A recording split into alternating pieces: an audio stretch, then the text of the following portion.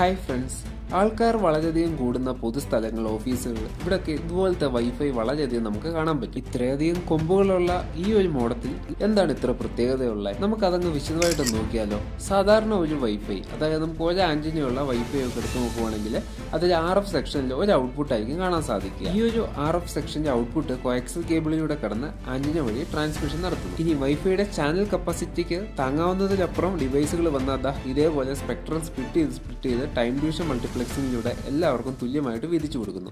അപ്പോൾ band width കുറയും.